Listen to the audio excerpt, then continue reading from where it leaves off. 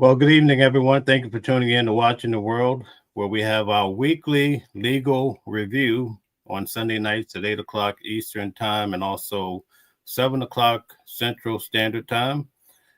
As you know, we have this show every week and we talk about the biggest stories in the media throughout the week. And you know what's happening this week with what they're calling it, the assassination of Charlie Kirk. So we're definitely going to talk about that tonight, as well as Donald Trump. We're going to talk a little bit about what's happening with Carmelo Anthony out of Texas. And we get the privilege to do this with a criminal defense attorney by the name of Calvin Johnson. Calvin, we want to welcome you in. How are you doing tonight? Mel, I'm doing wonderful, man. Once again, thank you for being part of the show, you and hosting the show, and as well as you and DJ Genesis. I'm attorney Calvin D. Johnson. I am a practicing attorney in the state of Texas. I have been licensed for almost 25 years.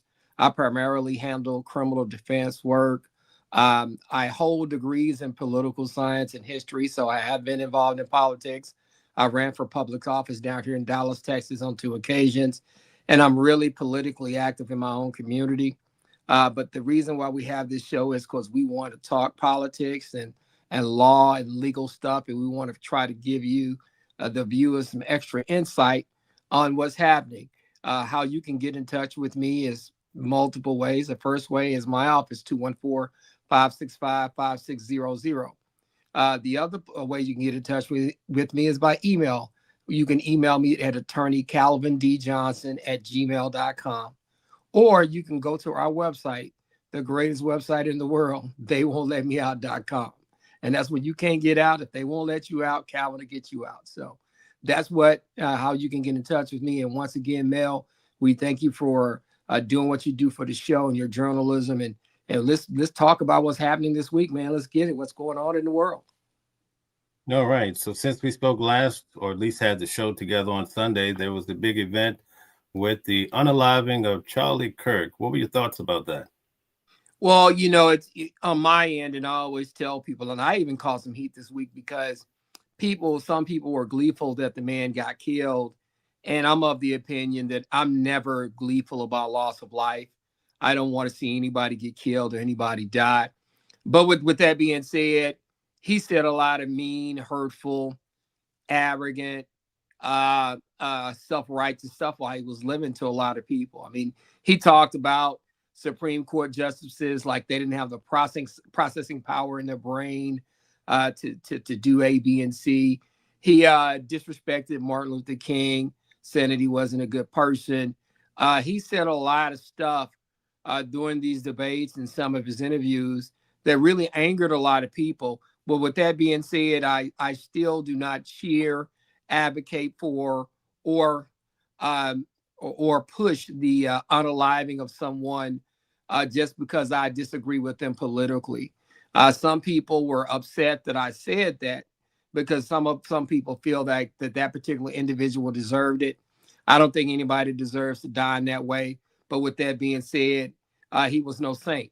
And I think both can be true. Number one, we should be and we should have some common decency when somebody loses their life. Number two, that person, if they were not a good person while they were living, sometimes you got to be able to say that you can't turn that person into a saint. All right. Were you shocked when immediately before the guy probably reached the hospital, they were calling this a liberal shooting? I am not surprised by that. Our president, or the president of the United States, Mr. Trump, loves to do that kind of stuff. He is not a uniter.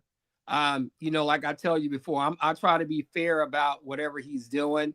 And when I say be fair, if he does some good things when it comes to the immigrants, making sure we don't have dangerous criminals running the streets, I'm gonna push for that. And if he's going to advocate for putting Americans first over taking care of people that are not paying taxes and not contributing to this community, hey, I'm for that too. And if he's for making sure that our families are safe by making sure that people that should not be free or incarcerated because if they cannot behave themselves and if they're going to cause dangers for us, hey, I'm down with that too. But I'll call a spade a spade. He's not a uniter. He was one of the first people to run and gin up the word liberal democratic, liberal democratic, left leaning, using those code words to try to create a martyr of Mr. Kirk for the MAGA people that support him. And that was very disappointing and very disheartening because he's supposed to be the president of all of us. And the election is over now. And when the election is over, we need to, at some point, try to work together to run this country and live our lives. And the fact, without even knowing any of the facts, that he tried to go liberal Democrat, left-leaning, crime-ridden, those kind of things, he went with that language, and that was very disappointing. But coming from him, I actually expected. Okay, so we have quite a few people in the building. We'd like to ask that you hit the like button on the way in. Also, share and subscribe if you like the material. Again, we have the show every week, Sunday night. One thing I wanted to ask you, Calvin, I saw online this week where there were some Republican ladies, in fact, and they were saying that they should round up these liberals and take them to the gas chamber. And see, Are you those, shocked by that? I'm not shocked by it. I'm disappointed. I'm disappointed, number one, because if they try to do any of that with some of these people, they don't understand that this is not the 60s and the 50s and the 20s. If they come at some of these people, there's going to be a major problem. Nobody is going to allow the government to do some of the things that these people are suggesting be done. And that's another problem. Some of this language and rhetoric is very dangerous. When you start talking like that to grown people, when you start talking about like that to groups of people that has just started, Mr. Kirk had said some things about having your children around other Black people, and he said a lot of mean and hurtful things about folks. And when you start to do that, and when you start to talk about rounding liberals up and doing A, B, and C, there's going to be a problem with that because even though I believe in peace, some of us are not going to be as docile if people try to come and do some things to us that are unconstitutional and trying to take our liberty away from us. And that's the unfortunate part. The liberals or the conservatives should not be talking that way. The Republicans or the Democrats should not be talking that way because in that particular situation, man, a lot of people can get hurt and this thing can go on for a while. So I'm just hoping that they don't start to do that because that could be very dangerous, not just for us, but for them too, you know? Yeah, I really do understand. Charlie Kirk said basically that if you're flying on an airplane, wouldn't you feel more comfortable if the pilot was not Black, but perhaps white? Those are some of the things that he has said. He said a lot of stuff that's very hurtful, that's very race specific, without quantifying them with any deeper introspection. And so when you start to have people talk like that, and then you start to have a group of people believe that, I have a lot of concerns about that kind of talk and that kind of behavior. And it's going to get very, very dangerous out here, especially some of the rhetoric coming from our president. And then when you are going into these cities that are predominantly African-American, that are predominantly Democratic, and you're sending your National Guards in there at the same time talking this way, people really start to wake up and open their eyes and say, hey, you know, this isn't right. We need to be careful about how much power this guy has and what he's doing. A lot of people feel like the FBI, because of the way this developed, they feel like they dropped the ball. Number one, they chose two people out of the blue that were wrong. And then basically when it came to the actual guy, I think his name is Tyler Robertson, his family encouraged him to turn himself in, or his father. What are your thoughts? I think that they did drop the ball. I think they rushed to make a decision on this. But I also think there were some things going on in the background. I think when they realized that it was Tyler Robinson and not some liberal, democratic, African-American, immigrant, LGBTQ person, if it was not one of those people, there were not going to be a rush to tell the public, because I think that Mr. Trump, as well as even the governor of Utah, who made some very, very disappointing comments about he was hoping that it was somebody from the far left.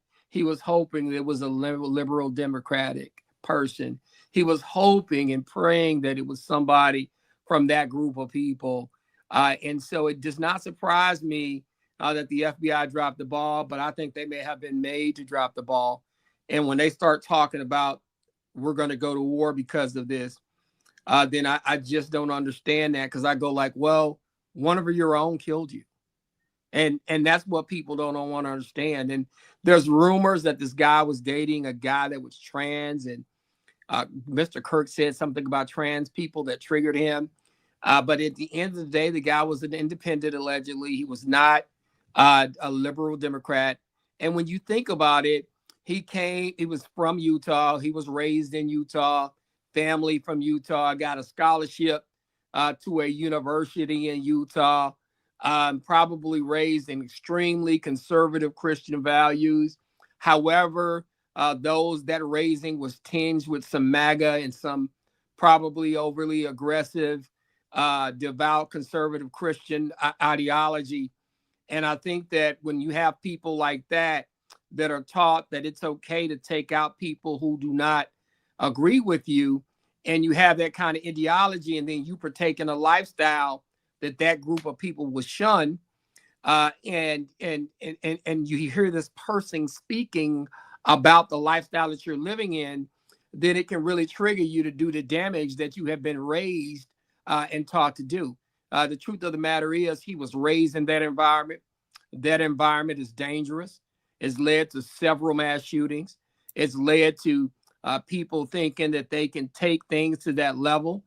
And when you start being raised in an environment and you run up in a conflict, then you start thinking that it's okay to take somebody out. It's okay to be violent. It's okay to eliminate somebody who is threatening to either expose your lifestyle or who does not agree with you politically. And we got to be very careful, because over there, that rhetoric, just like you said, with a group of women, is starting to be extremely prevalent. You know, when you look at this particular case, it kind of appears that the president, as well as the FBI, the Department of Justice, move as one hand in glove.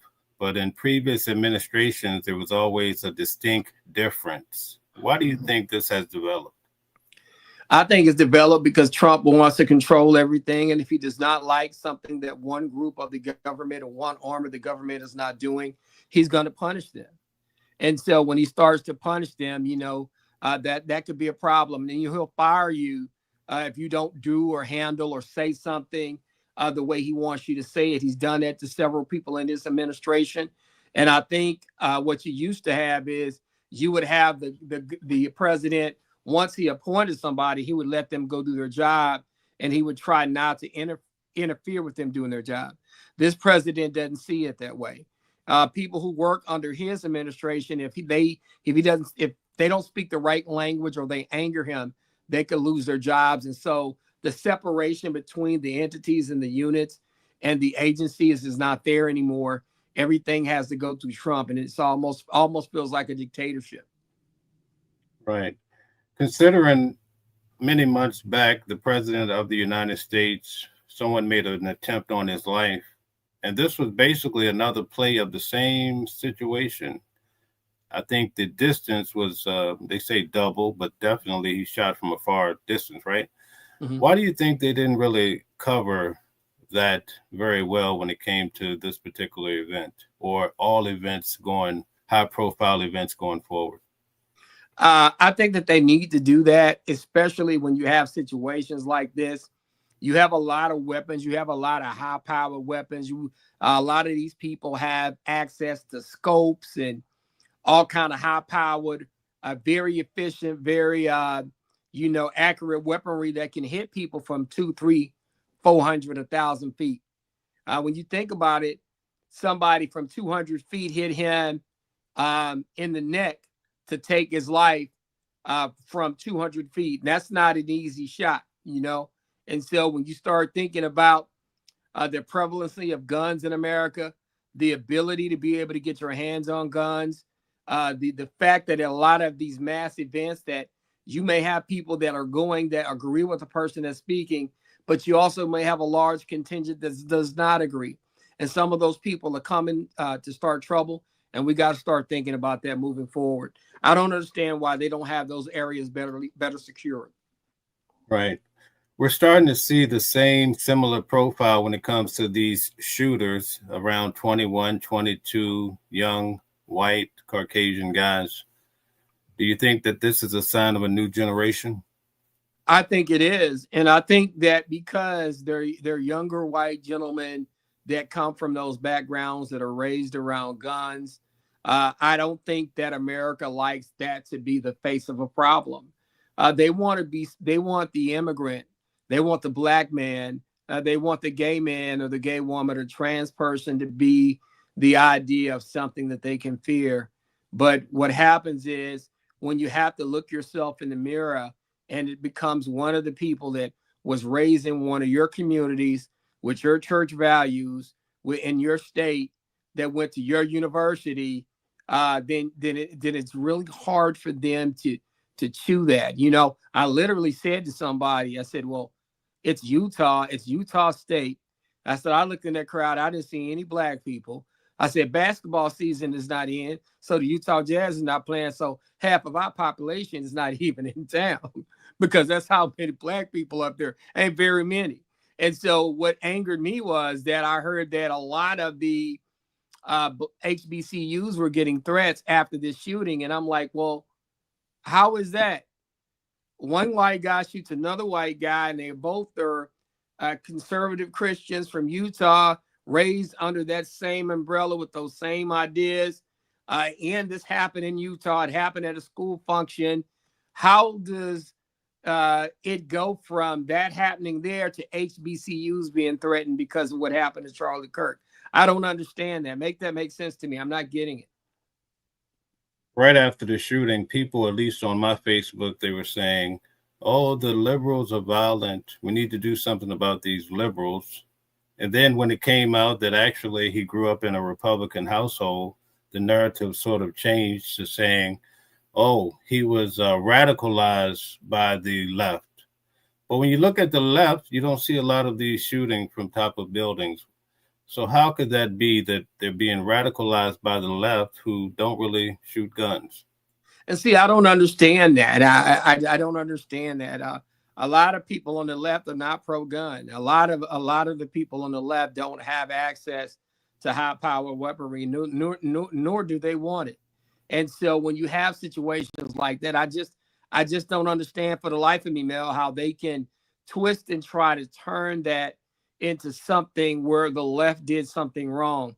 The truth of the matter is, somebody who went to their schools, from their background, that was raised with their values, decided that he was going to take another man out who he did not agree with. And that's solely on them and the way that they probably raised this young man, some of the ideas that they put in his head, and the way that conflict resolution was done in that particular side. So with that being said, that's on them. It's not on anybody else. Right. There were some rumors that perhaps because Charlie Kirk also spoke some negative things about Israel, that perhaps this was a bigger shot that came from a higher source. What were your thoughts on that? That could very well be true because I was watching somebody's video. I think it was Melanie King, and there's a guy standing behind him, and it looks like they're doing some signals with the hat and putting the phone right up close to him right before he shot. And so I have some concerns about that because I heard that the Israeli Mossad is very, very tricky. They have very, very deep ties in America. They have very, very great shooters and agents. And so that's why I'm concerned. And then when you have a situation like this, where you got an election coming up and they're trying to gin up their base, what better to do that than to have a situation like this happen and have this person be your martyr? Do it for Charlie, you know, and that's what some of these people are doing. They're trying to take what has happened and turn it into political brownie points. So that's just kind of what I see. Another thing that I'm starting to notice is that every time we have a major event, people tend to say that this is an inside job to distract from the Epstein files. Have you heard about that? Yeah, you know, it's very interesting take upon it all, and it could be a deflection. I mean, when you think about it, something like this happens, it's definitely going to keep you from talking about the Epstein files because of what happened to Charlie Kirk. Is a situation that, man, we all got to watch, because who all has not been in front of a large group of people speaking politically? Now, I've done that on several occasions.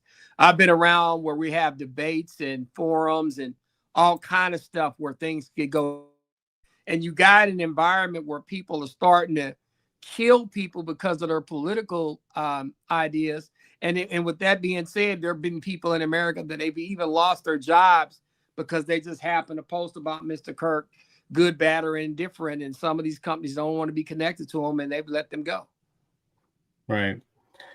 When it came out that actually they had captured or he had turned himself in, I noticed that the first person to report it was Donald Trump himself, I believe, on Fox News casually in the morning while he was being interviewed.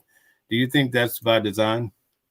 I think it's by design. He likes the attention, and he is going to try to frame this killing and this death as some liberal Democrat, left-leaning act of murder, so that he can actually kind of revy up his base, and that's what he is doing. And I think that is very, very dangerous when you start to kind of rev up people's anger towards folks that didn't have anything to do with this man getting shot. That was a family on family situation as far as we're concerned out here, and so that should not be something that these other groups should have to worry about. Right. And right at the same pace with that talk, a lot of people are talking about civil war. Why do you think that's always the go-to play whenever something happens? I think it's because, and I've said this to somebody and they thought that I was crazy.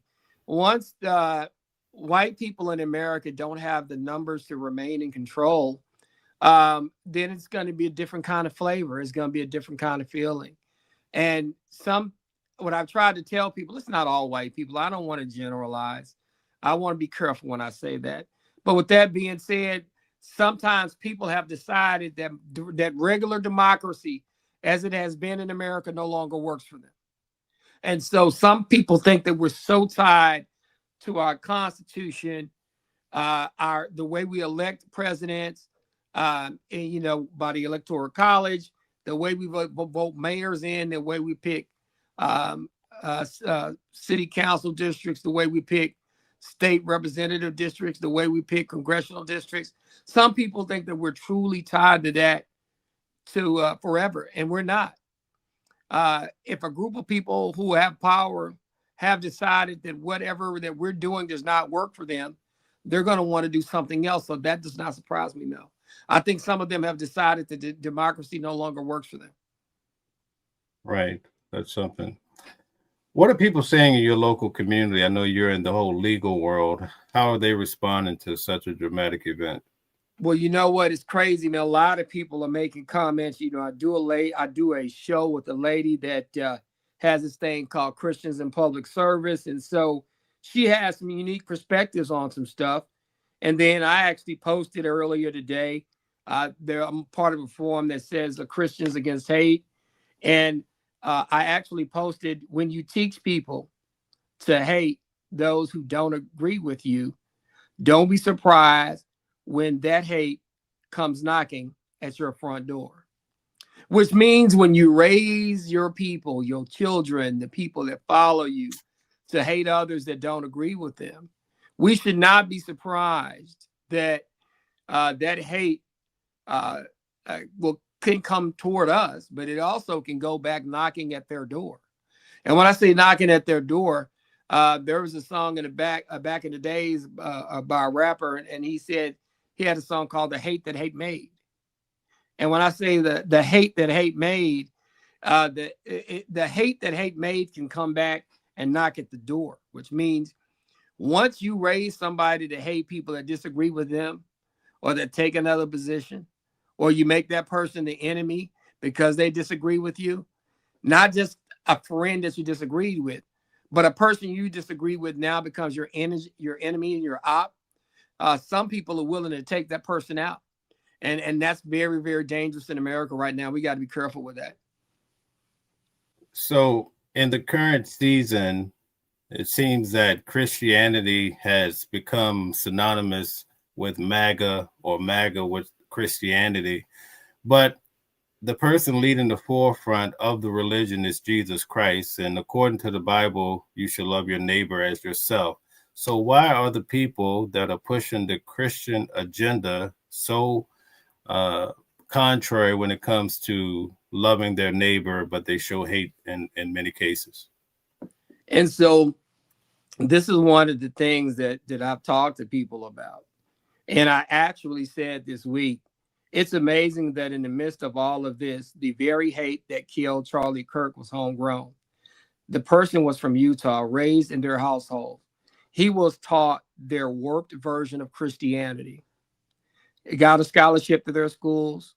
The shooting happened to be at one of their schools, surrounded by people who felt and thought the same way they did about the rest of America, that they were smarter, better, more intelligent, and way more Christian than the rest of us. Those people who claimed to be Christians now, particularly out of that sect of people that are over there, they feel like that they are part of a select elite group of Christians. They don't consider the rest of us Christians. They consider themselves above the rest of us. And in addition to that, even though they call themselves Christians, they don't carry themselves in the ways of the Lord. They're more like, I'm a Christian, but I'm so-and-so, I'm going to do this and I'm going to do that. Their allegiances lie with a political party and a political leader, an idol. Those people's commitment don't lie with Jesus. They lie with a political party first and certain political leaders after that. And that's a problem, because if you're a true follower of Christ, the Bible speaks that you put him first and no God above him. And no God above him means no organization above him, no man above him, no idol before him. And if you are a true Christian, you know that. But there are people on that side of the aisle that seem to be dominating currently the Christianity argument. Those people feel like that they can do that and that they can lead that way. And that's just not the way it is when you're truly a Christian. So according to the Hebrew scriptures, it said that the Israelites were God's chosen people, I would imagine. So today they still stand on that hill.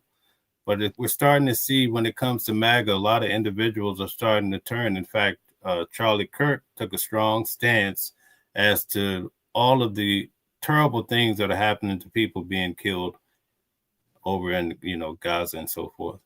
And that's one of the things that we have to look at. When you start speaking like that, the Israeli lobby, they are very powerful. When you start talking about them in that way, and you have a huge following, you got to be extremely careful, because those people may think it's advantageous to take you out when you espouse some of those ideas against them and against what they're doing.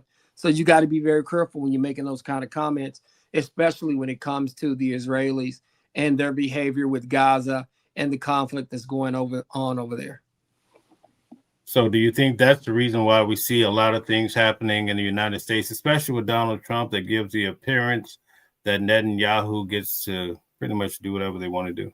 I think it's important. I think that they have a lot of money. I think they have a lot of influence. And I think that the conservative Christian wing really, really stands with Israel. And I think that when you have that, that's going to be very important. And Mr. Trump feels like that alliance must be kept, because if that alliance isn't kept, then they won't allow him to continue to do what he is doing. Okay. So let's just turn the tide a little bit. Let's talk about the Epstein files. In the background, there has been some progress and certain things coming out regarding the files.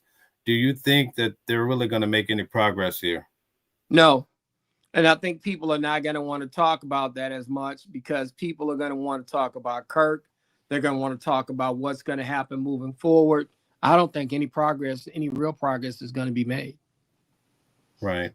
What do you think it's going to take in order for the Democrats to win back a lot of the states that were lost and the seats that were lost this coming election?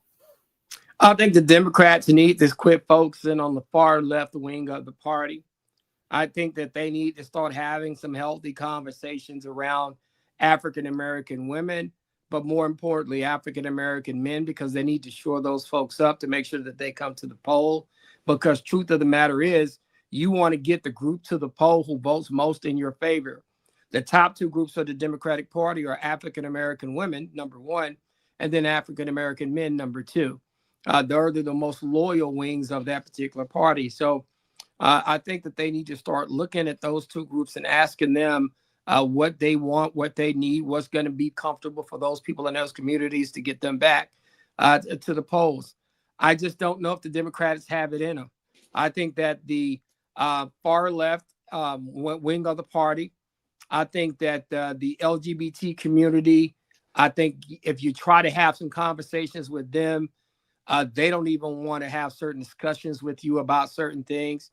And there are a lot of people in the party that think that some of the policies in regards to them have went too far, and they don't like them and they don't want to stand with them. And the truth of the matter is, silently, there's a crack there. Number one. Number two, there's a problem that a lot of people in the Democratic Party don't, we got some Democrats that are anti-abortion. We got some Democrats that are not fond of LGBTQ to the level of that they're going to. Not saying that there are people in the party that hate that community, but there's some things over on that end of the argument and in their community that some people don't want to rock with, but people are afraid to have the conversation. And I think the Republican Party has done a great job of painting the Democratic Party as the party who cares about that far left wing, and they don't care about the common man. They don't care about the working man, the guy who has a job, the guy that is that needs you to fight for him. And it's not anything about that I would say against negative toward the LGBT community or those people that are for abortions or whatnot. I'm not going to say anything bad about them. But there's some folks that are not going to rock with that. And then there's some folks that say, hey, I get that you're talking about that over there, but when are you going to talk about how I can pay my bills? When are you going to talk about how I can make sure certain stuff doesn't happen at school so that my kids don't get indoctrinated with some of the ideas that they're pushing? Tell me, what are you going to do to help get me out of debt? Tell me what you're going to do to help me be more healthy financially, physically, and emotionally. Tell me people are going to want things. That's human nature. And people are not going to wait until somebody on the far left side of the wing gets everything that they want before they get theirs. And the Democratic Party is going to have to do a better job of negotiating what policies that they're going to take, what stances they're going to take, and how they're going to prioritize these groups of people. Okay. Republicans made a big brag after the last election that Black men predominantly were basically voting for Donald Trump, probably at a number they hadn't really seen before. But 20%. within the last couple of weeks, they said that primarily African American women have lost their jobs. And see, this is the thing, and there's a cost. There's a cost associated with being on a losing team, right? And when I say there's a cost associated with being on a losing team, if you're going to vote 90% Democrat, and the Democratic Party does not have a platform that's going to win an election, and you're the biggest voting bloc for the Democratic Party, what do you think is going to happen? They're not going to save your jobs. You're not going to pass policies that are going to benefit you. And so the African American community is in a quandary, especially African American women. They have a lot of jobs. They have a lot of benefits. They got a lot of stuff tied to the Democratic Party. The Democratic Party specifically has been extremely helpful to them the last 15 to 20 years. But with that being said, what if they keep going to the well and the well runs dry and the other side wins? There's going to be consequences. That's why a lot of African American women are losing their jobs, is because the consequences of the election. Policies that supported them are being eliminated, and then that party is just moving away from him and saying, "Look, you ain't gonna vote for me. I'm not going to ensure policies is going to help you keep your job and help you be okay." In addition, how much do you think DEI played a role with the Black ladies losing their jobs? I think it played somewhat of a role, but people have to remember what DEI is. DEI is not just for Black women. DEI is for immigrant groups, other ethnicities. They're for women, even white women benefit from DEI. People have this big idea that mostly DEI is for Black men, Black women, and Black men, and then everybody else. It doesn't work like that. Black men don't really share a lot of things coming out of DEI. We're kind of last in line. Black women will benefit from it. White women will benefit from it. Brown women will benefit from it. Other people from other ethnicities will benefit from it before it even gets to the Black man. And about the time it gets to the Black man, the job is gone. So we don't get a lot out of DEI. However, there have been a number of positions, a number of things that have created situations that are going to have people be able to benefit from DEI, but it's not always African-American women. A lot of it is, but it's not always African-American women. And because of the counseling of DEI with a lot of these companies, a lot of these people have lost their jobs. Charlie Kirk was dramatically against DEI, and we saw what happened, the influence there, but also he spoke ill about civil rights. Do you think civil rights will be next on the chopping block? They're already on the chopping block. They're trying to roll back things, and they're trying to create situations where it's going to be easier to discriminate. They're not even hiding it anymore. They're trying to do it right in our faces. And I think that's a very dangerous thing to do for this country, because you're not going to legislate racism anymore. People are not going to have that. People are going to fight against that. And I think this country needs to be very careful right now. It's a powder keg. We don't have a leader that's going to bring everybody together. Everybody's pointing fingers at each other. And so when you have those kinds of environments, you got to be extremely careful. Right. So what do you think is a realistic way that we can move forward as a country and not be so divisive? Any thoughts on that? I don't know if there is one. And then that's the sad part. These are some scary times, because I know what the right is thinking, and I know some of what the left is thinking. But there's some people on the right that don't understand that their people on the left are not just going to lay down and take it. There are a lot of folks out here right now that are hurting. And the minute that y'all try to enact laws and take actions against innocent people, take their livelihoods away, people are not having it. And so that's what I'm concerned about. I don't know if there's a way out of this. It's very disheartening, because there were times where the church played a pivotal role in keeping the peace. The Black church doesn't really do that anymore. They become more of a political organization on that hand. The white church doesn't really do it anymore. They're actually stoking the flames. And so, it's a very, very disappointing set of circumstances here. And I don't know if we can fix it. We're going to need new leadership. But like I said before, I don't know how that's going to happen. People like Mr. Trump, at least their side of the party does. I think that in the Democratic Party, they would push anybody elected. They would push them once again to the far left to try to get them to be with those policies. And I just don't see, unless we get somebody that's willing to live in the middle and float in the middle and stay there, I don't know what's going to happen. One thing I noted that Charlie said that civil rights basically has not had a great effect on the United States. You know what? That's the crazy part. Like, it has had an effect on the United States. I wouldn't be able to go to law school if it wasn't for the civil rights era. One of my mentors, Mr. Louis A. Bedford, actually worked with Thurgood Marshall. He's one of the other 5 African-American attorneys who worked with Thurgood Marshall on the desegregation case. He could not go to law school in Texas. He had to go to New York to go to law school, and then had to come back home and practice law in Texas after he finished law school in New York, because during this time he couldn't go to law school in Texas. And so I want you to think about that. There's been a lot of progress made through the years, unfortunately, we've lost a lot of that with the actions of this particular president and some of the policies that he's implementing. Right. One of the videos I saw of Charlie, he basically said, their job becomes available. There's basically one job. It should not be based on your background or your race or whatever. It should be based on your ability. What do you think about that? Well, something, I definitely understand that. I believe in investing in jobs and their ability. I definitely get that, and I definitely understand that.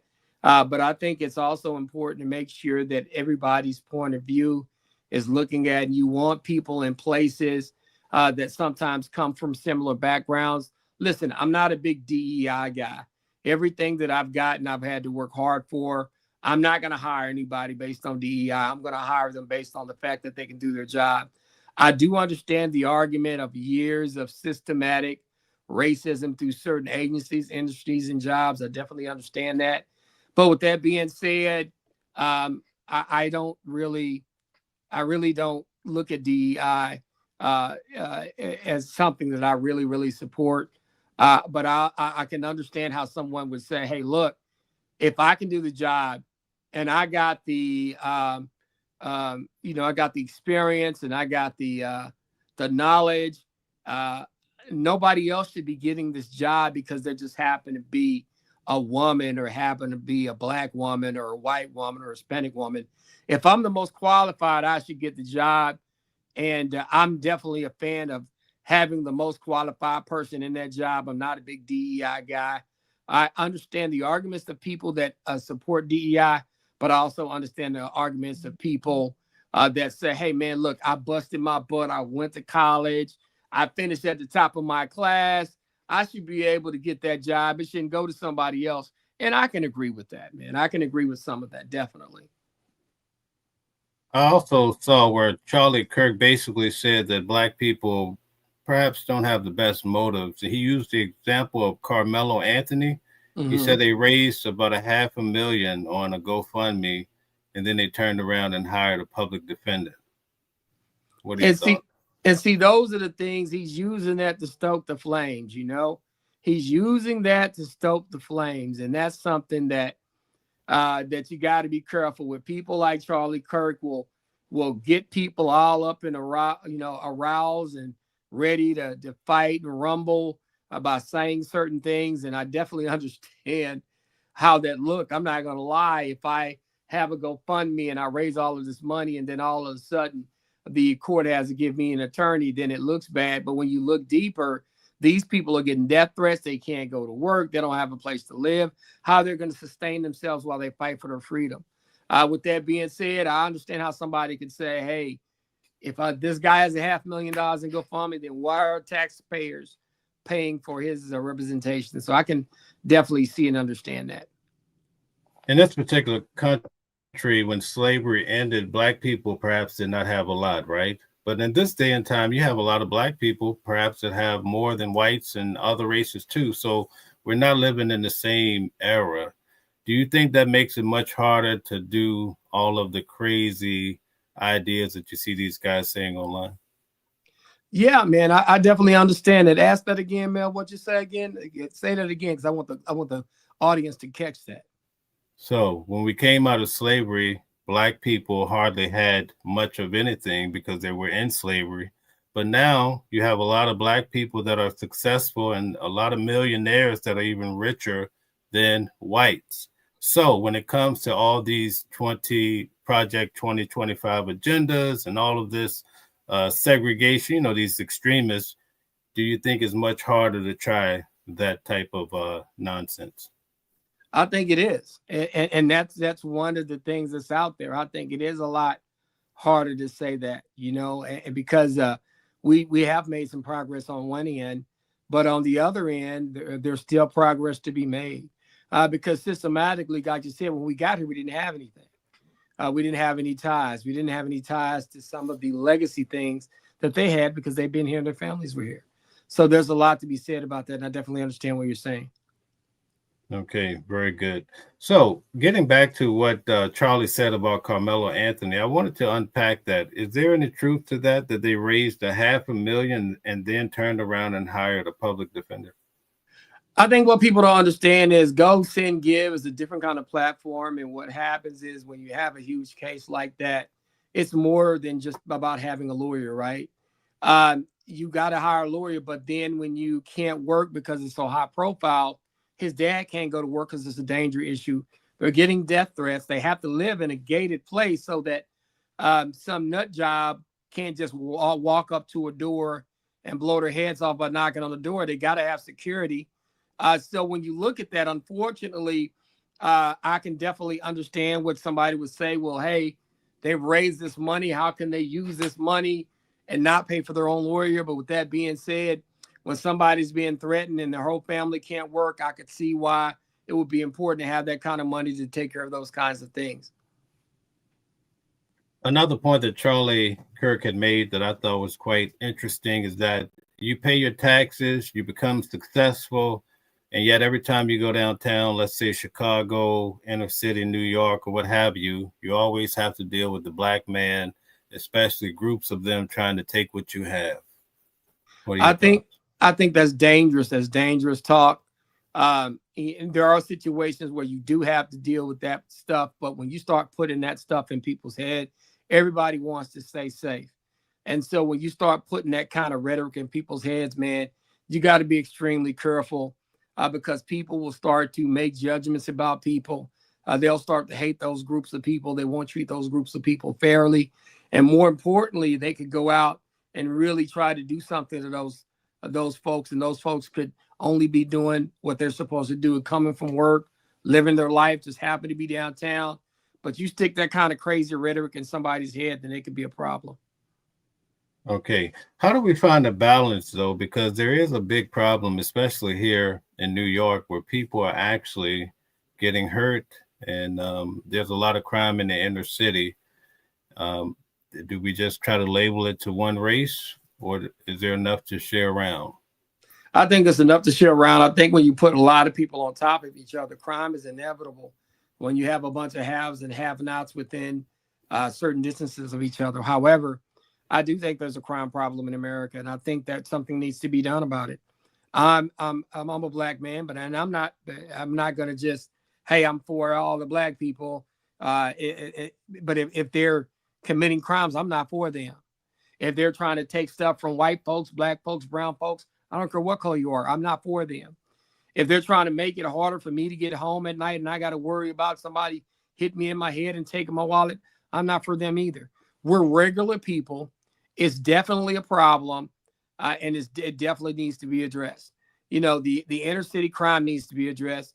However, the right-wing gun nuts that are shooting up schools and shooting at people like Charlie Kirk, that needs to be addressed too. And I try to tell people you can't address one and not address the other. So it's a problem. I'm not going to lie to you about that. I think that the way I see it, African-American men and women need to get back in households together. Men need to get in these households and make sure that these children are not just raised, that they're fed and clothed, that they're raised and taught some values and some morals. And so I think we have a lack of that being done in the African-American community. We have some of the lowest marriage rates in our history at this point, and that's leading typically one woman to try to raise a couple of boys and a girl or something like that. And I don't think that that's positive. I think you got to have two kids. You got to have two parents in the households if possible. And I think as African Americans, we really need to get control of our children because I think some of them are out of control, and I'm not afraid to admit that. Yes, I also saw a clip where Charlie Kirk said that rap music plays a big part of the crime that's happening with minority men. Any thoughts? I think today's rap music does play a part. And I used to be one of those people that advocated and say, there's no way that we should be blaming music. There's no way we should be blaming lyrics. There's no way we should be blaming music and the people who decide to make that kind of music. But this drill rap is specifically where they talk about what they're going to do to their ops, and they're going to do this and that to a person.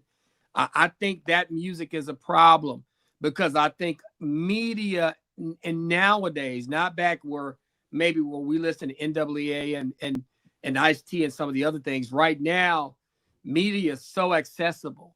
So a kid can wake up in the morning, go straight to his phone and start playing NBA YoungBoy. He can start playing Gucci Mane. He can start playing some of these other rappers that talk about violence, and he can literally listen to it day and night. Back when we grew up, you couldn't do that because number one, if mama heard it, she cut it off. Number two, you have these devices in your hand, cell phones. You can listen to it all day with your earplugs in. Your mom don't know what you're listening to. And then I'm a big fan of understanding that you should not allow certain rap music to be in your head, because it brings about negative energy.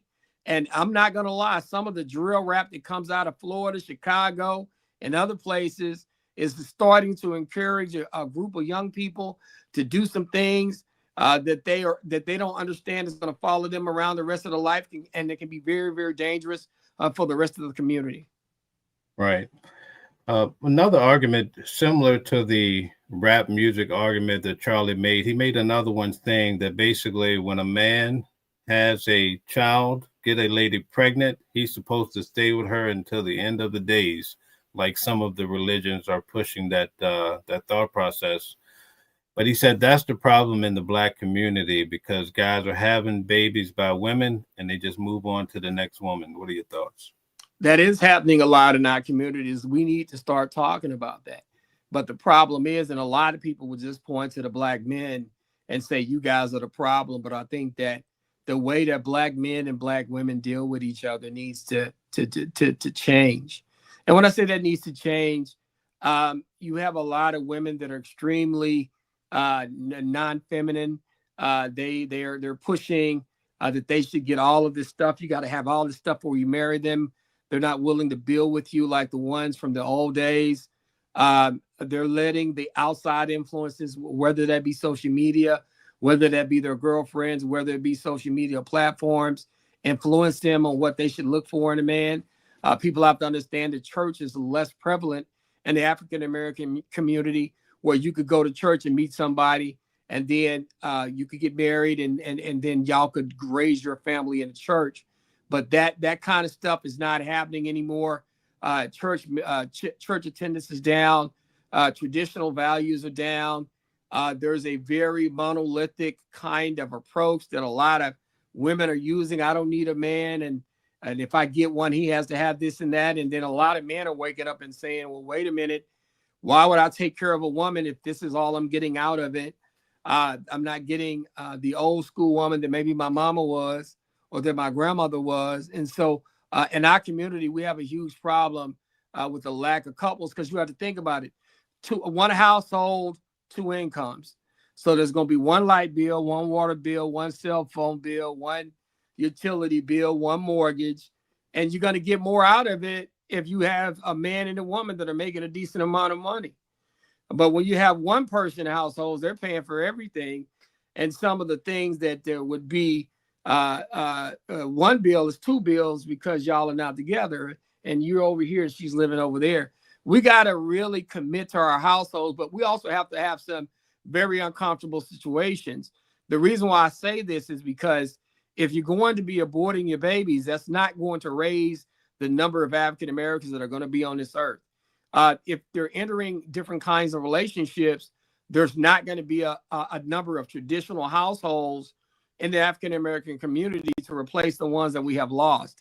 And I think that you ought to be able to say that, and not have groups of people that are from those particular communities or that are in favor of those things get upset with you, because Black people have to understand that at a certain level, they're going to have to start doing what really is best for them. And then if we can partner with you on other things, that's cool. But we got to make sure that we understand what we need and what's best for us, and go for that. So here's a question for you. Charlie Kirk was basically pushing the idea that the Black man is not as intelligent as the white. So what does that look like going forward in the country? What do you think? You think that's a big problem? I think it's a huge problem when you start thinking like that and you start taking those kinds of attitudes. Like I said before, when I hear people like Charlie Kirk talk like that, I don't really respect a lot of it. It's not going to affect me because I run my own business, but it could affect people that will actually believe that. But when you look at Mr. Kirk, I mean, when you think about it, look at some of the stuff he said. Even when it comes to some deaths are okay and some deaths are going to happen to be able to protect these particular rights and this particular society and this and that. When you got somebody that says that, and then he ends up being the death, so that actually happens, ought to tell you something. To me, does he debate well with people? Yes, at times, but he's not the smartest guy out there. And you can look at some of the stuff he said. And when you think about it, even in that particular instance, something he said that some deaths are to be expected. And he ends up being the death, not expecting it. Ought to tell you that maybe he wasn't the smartest guy in the room like he believed himself to be. People that speak like that, I consider them that they're hiding some of their own inadequacies and that they're insecure with themselves when they start talking like that. Because when they start talking about other groups not having a processing power, other groups doing this, it's kind of narcissistic behavior, but it also something to me that runs deeper, and it can actually be that they feel that they're somehow inadequate, and so they talk this way to make themselves feel adequate. Right. There's a narrative out there that the government came out with Section 8 to divide the families to get the black man out of the house. Do you think that's just an urban myth, or you think there's some truth to it? I think there is some truth to it. There was a lady named Shahrazad Ali, she wrote a book called "A Black Woman's Guide to the Black Men" back in the day, and she went to a housing project in Florida, and they were touting that, hey, we have 150, 180 units, and it's all women, and there are no men in the households. They're not allowed. And she said, what?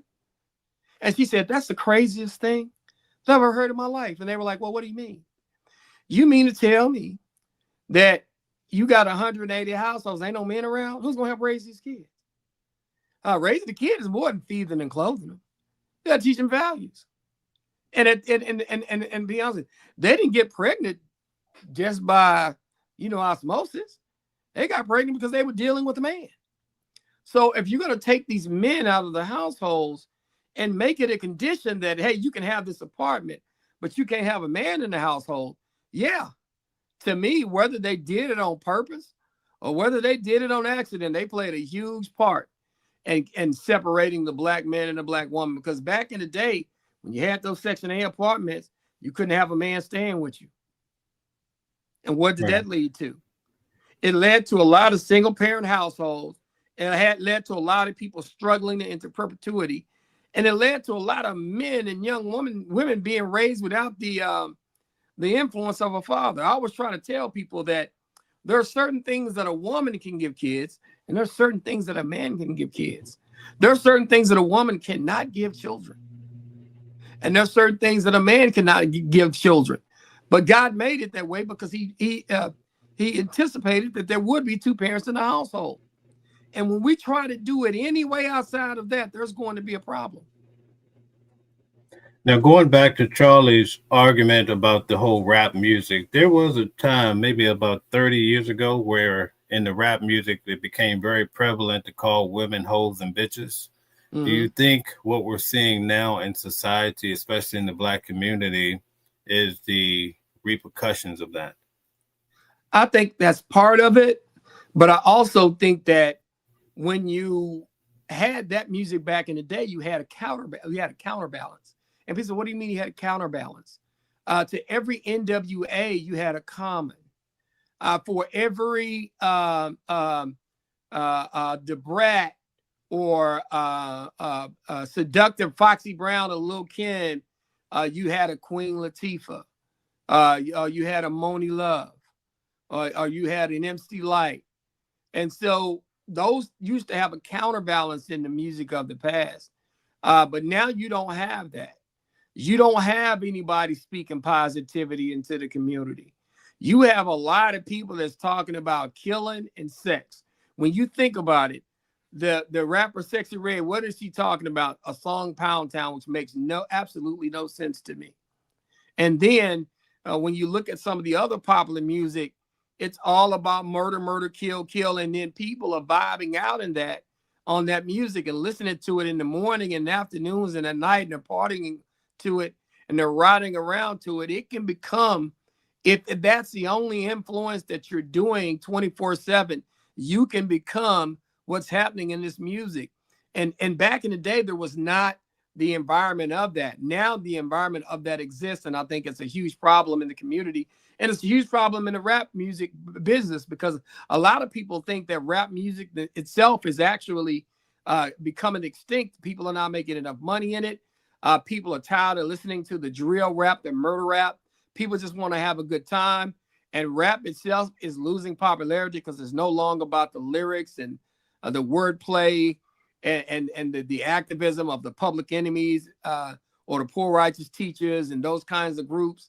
It's all about murder, murder, kill, kill, sex, sex, sex. And that's what's selling in a lot of these record labels who are not owned by us. A lot of these record labels that are owned by the Jewish people and the Germans are doing a lot of stuff in terms of pushing this kind of rap music onto our communities. They're bankrolling those kinds of songs and those kinds of musical interactions. That's what they're backing. They're not backing any clean rap. They're not backing any conscious rap. They don't want to hear that. They want to sell 1 million records, and if it's murder, murder, kill, kill, sex, sex, sex, sex, they're willing to do that. Right. I see more individuals on the right having these deep discussions about rap music and about blacks than I see happening in our own community. Why is that the case? I think it's starting to happen. A lot of people are not liking what's happening in rap music nowadays. I don't like it because talent is not winning out. Popularity, views, and social stuff is winning out. There's no wordplay in the rap music anymore. There are not a lot of positive rap songs when you think about it. It's all negativity. It's all sex and murder and having an op and all of this stuff. For the most part, today's rap is different from the rap of the past because, like I said, there's no counterbalance. And I think that when it comes to our community, we're really starting to have those conversations. Some people are just kind of tired of listening to that stuff. It's been a long time since a rap album had hit #1. To be honest with you, I think we had this conversation before. The reason why the Clips open up at #1 is because they're not really talking about that murder, murder, kill stuff as much. And they're an old school rap group who did their first album 25 years ago. And so when you think about that, the latest #1 rap album was from a group that started 25 years ago. It's the landscape is changing. I think we are starting to talk about it. But when they talk about the music and they dissect the lyrics, and then stuff is happening out here on the streets, the white folks are being like, wow, why are they saying this in these songs and it's happening out here? They're going to say that. Right. As an attorney, do you see any cases down in Texas where guys are actually getting in trouble because they're trying to live up to this rap life and the verbiage that comes out? Oh, yeah, we had a guy named TK. And he had the song called The Race. And what happened was he went on the run and he got a life sentence here in Tarrant County, which is the county that sits next to Dallas, the county that I live in. And he caught a life sentence down in San Antonio, Texas as well. And he had a song that was #1 called The Race. And it's all about running from the police and bragging about it. And so we had that happen. And then I don't want to talk too much, but we had the Yellow Beezy Mo 3 situation that happened where there were various deaths on both sides of that. And then currently we have a Yellow Beezy who is actually being charged with a murder right now, is on bond, trying to fight the case. And because they're trying to say he had a hand in killing Mo 3. And so that is currently happening here in Texas. And it's one of the biggest stories in the country. But what people don't understand, they actually tried to kill Yellow Peasy first.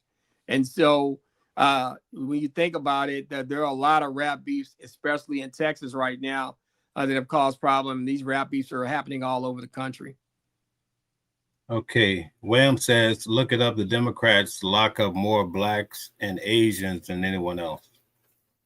At the end of the day, we do have a crime problem in our community. But what I try to tell people is a lot of the African Americans live in population centers.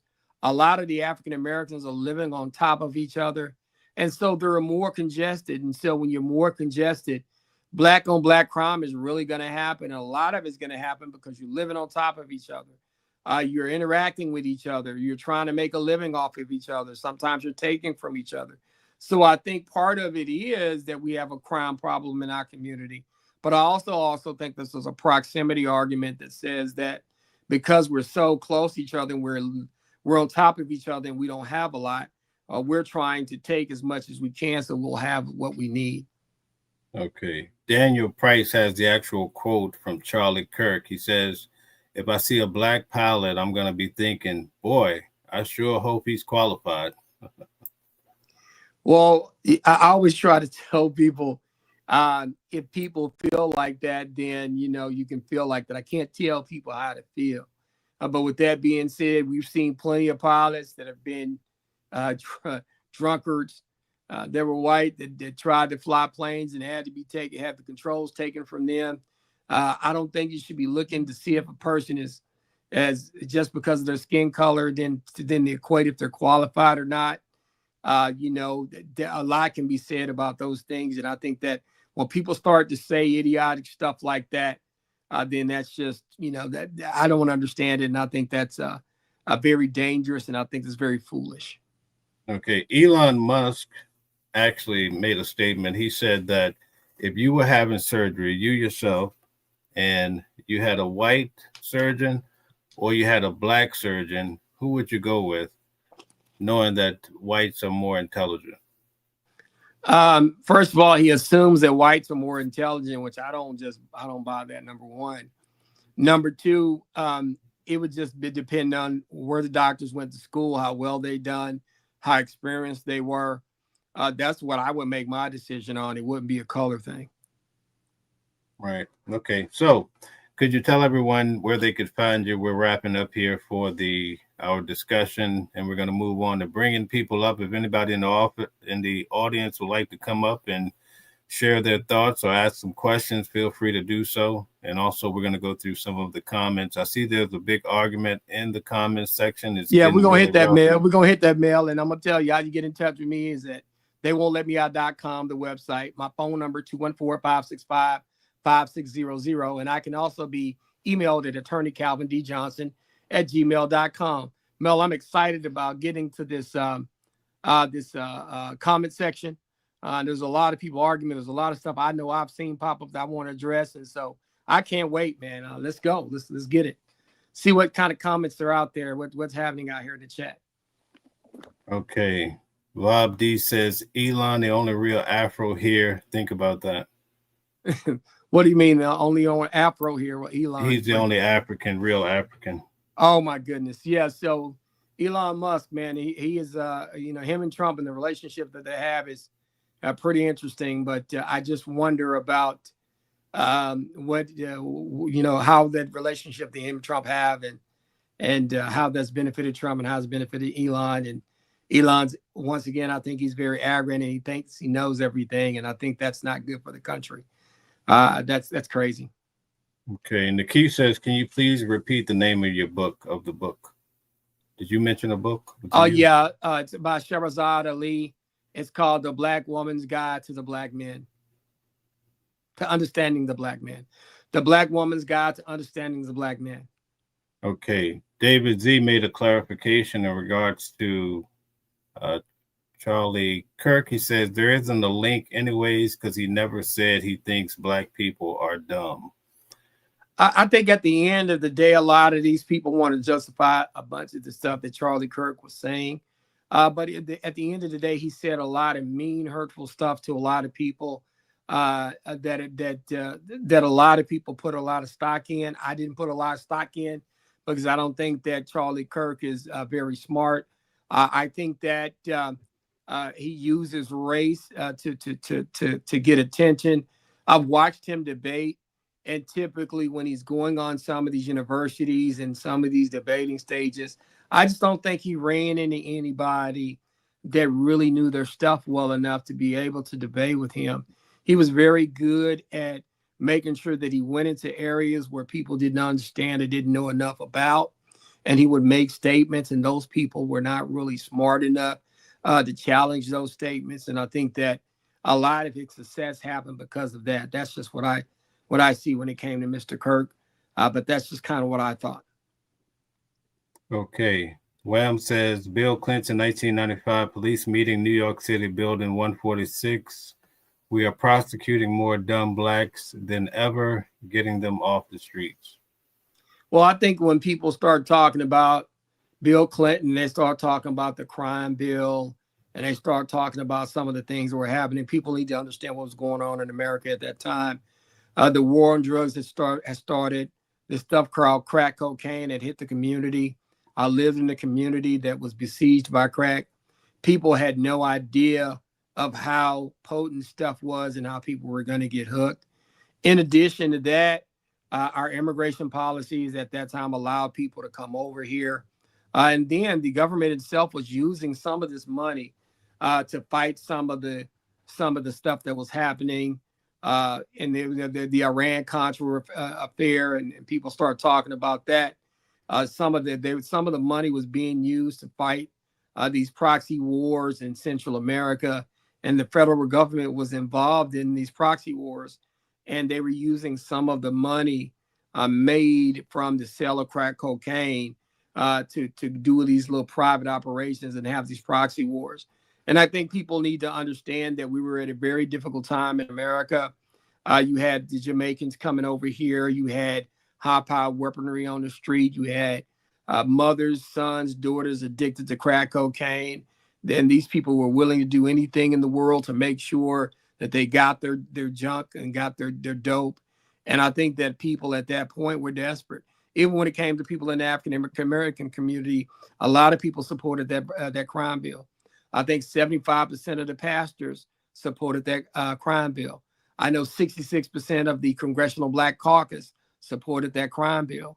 So when people start talking about that, we were at a different place in time in America where we had to stem the flow of crack cocaine into the community. And like I told people, the black people didn't have access to cocaine. It came through the connections in Colombia, Mexico, and other places in the world. And it wasn't brought in by us, but it was dropped in our communities. And we were the guinea pigs for it. Now, I'll tell you this. I'm not going to blame other groups of people for doing that to us, because I still feel like if you know something's going to cause a problem, if you know it's going to get somebody strung out, then you have no business selling it.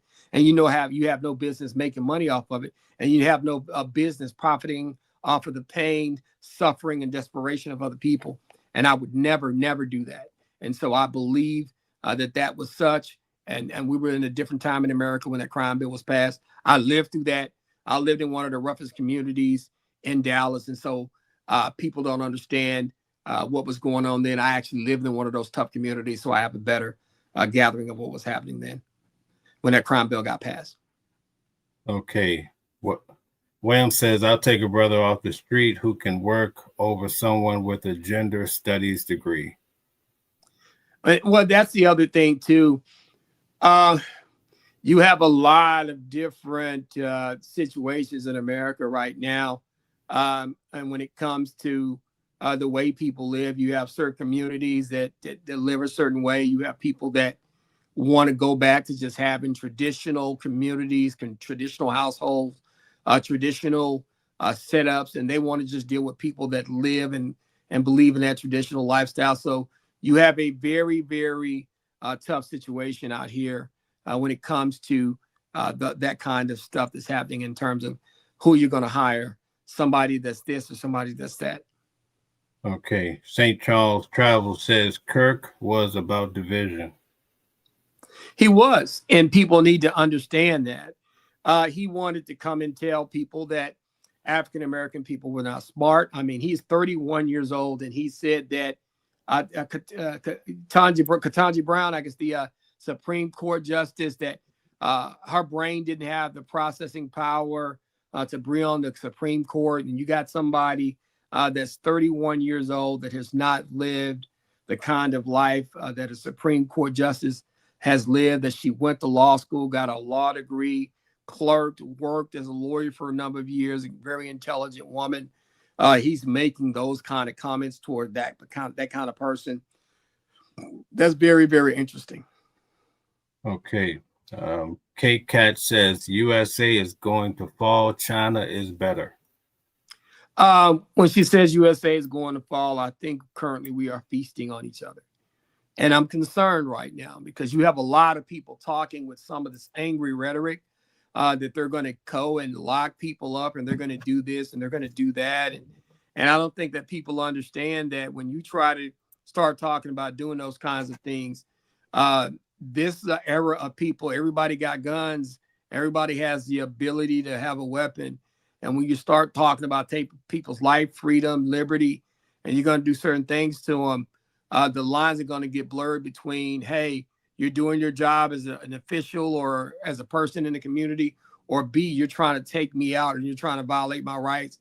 And there's going to be a lot of people that are not going to take kindly to that, that are going to respond violently if those things start to happen. So we really need to tone down the rhetoric.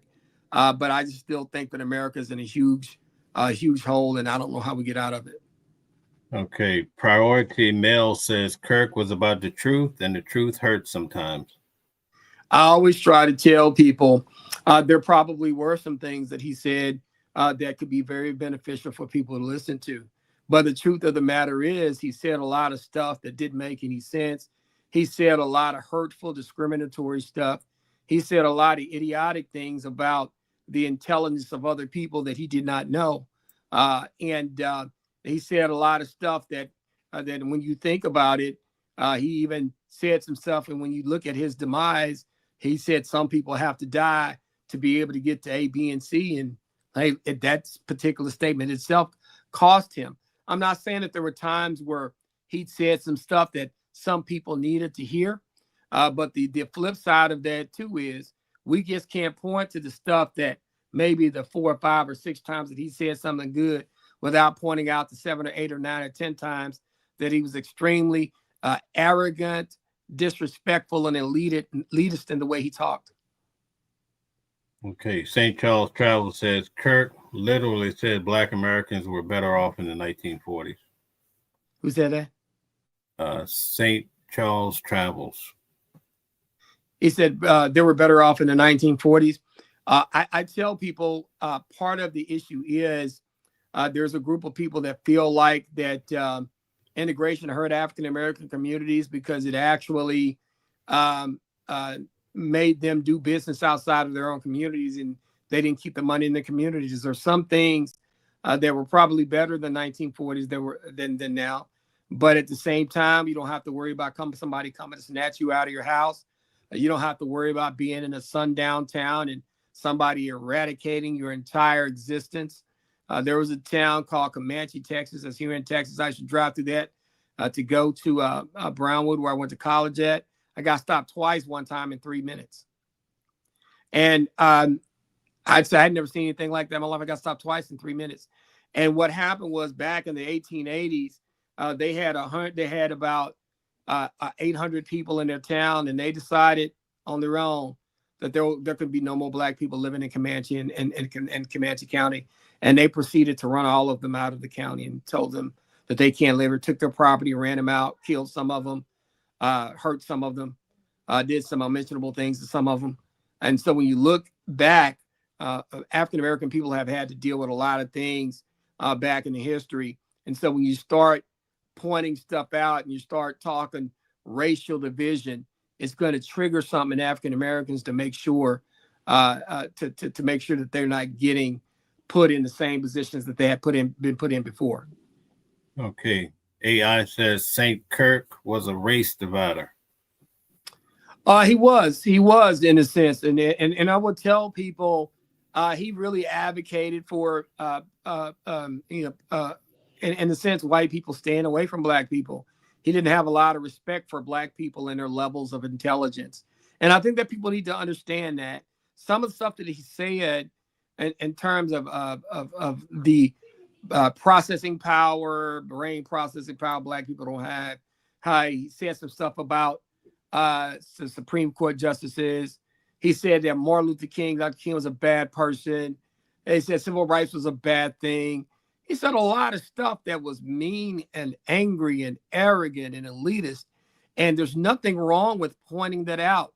He may have also said some stuff that made a lot of good sense to a lot of people. I heard that he was cool with Candace Owens. And I'm telling you, I'm not a big fan of Candace Owens.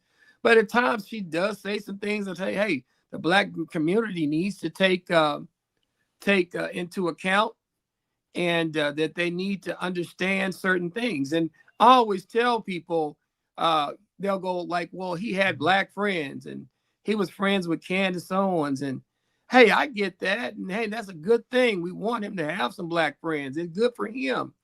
But it does not alleviate the fact that if you make an idiotic statement and you happen to have a black friend, or if you make a racist statement, or you make an elitist and arrogant statement and you have a black friend, it doesn't erase the statement. It just says that you're tolerant enough to actually have a black friend. So, that doesn't eradicate your ability to be a race traitor or a race divider just because you have a couple of African-American friends, or that you actually are cool with some of the other African-American influencers. Both could be true. You could have African-American friends and still make dumb statements, arrogant statements, elitist statements about different groups of people. And I have nothing against Charlie Kirk. And I'll tell people this all the time. I'm not going to celebrate his death. I don't wish that kind of death on anyone. And I wish that would not have happened to him. But at the same time, he did say some things, and he did live a life where he offended a lot of people, and both can be true. Your decency should not want you as a person to want somebody to be killed in that way.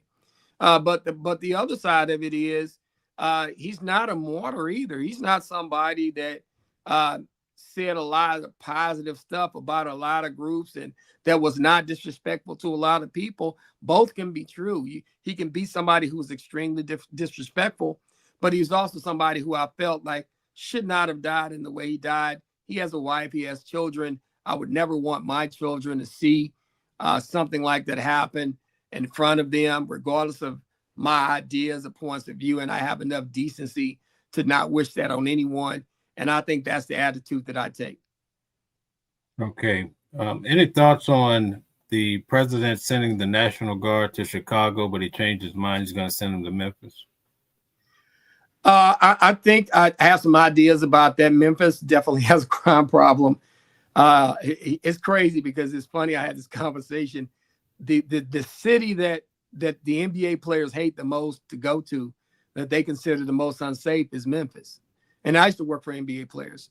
But I also understand that they think that some of the areas of Memphis is sketchy, and that some of the behavior that's happening down there needs to be cleaned up. And I understand that. I just hope that he doesn't go in there and then makes that a permanent stay. If he wants to go and clean that up, I'm not going to argue against that, but I don't want people's rights to get violated either.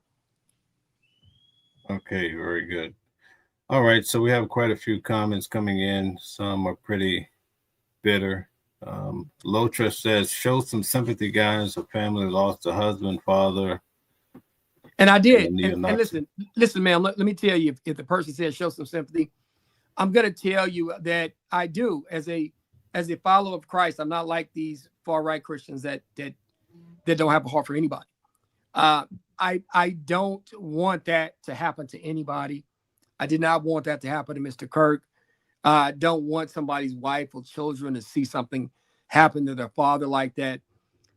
My faith requires me to be decent, and I'm going to be decent, and I don't wish that on anybody.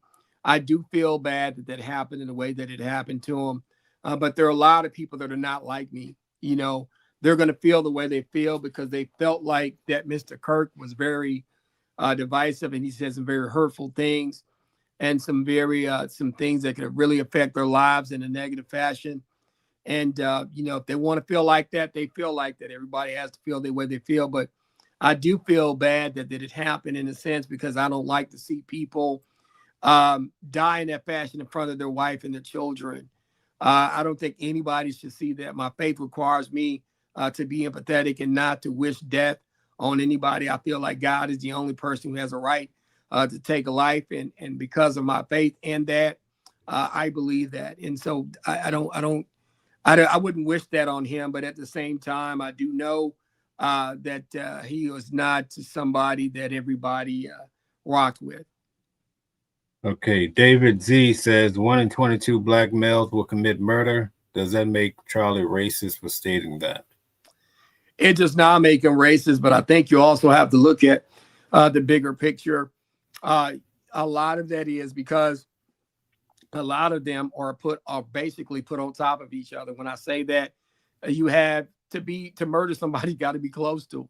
So they live in these large urban areas, and they're living on top of each other they have high population densities, and then a lot of stuff in these communities their drugs are letting in.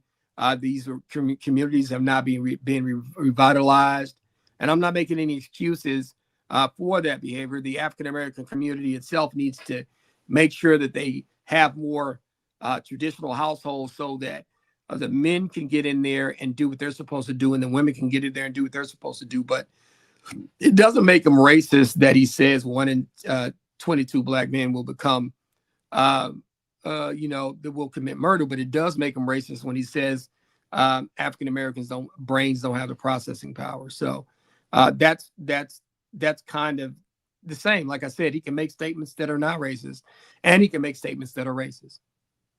Okay, Feline Queen says the only racism I see is how black people treat other black people that use their brains and their talent and come up in this world.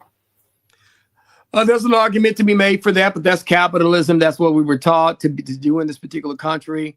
I think that that's just part of it. But I think that in the African American community, we got to start caring more about each other, and we got to start holding ourselves more accountable.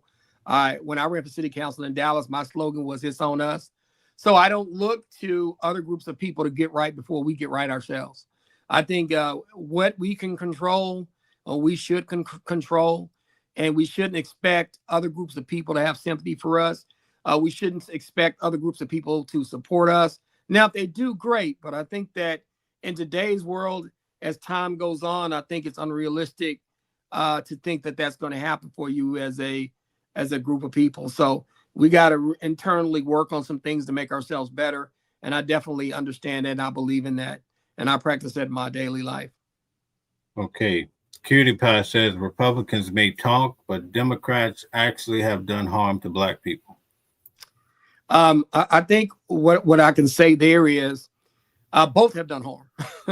And when I say both have done harm, I think the Democrats, sometimes they get these ideas that black people need A when they may need B, C, or D. And then they try to execute A, not understanding that it's causing B, C, and D to happen. But I think when it comes to Republicans, they enact a lot of policies. They have sometimes an elitist attitude about them being smarter than the African American person.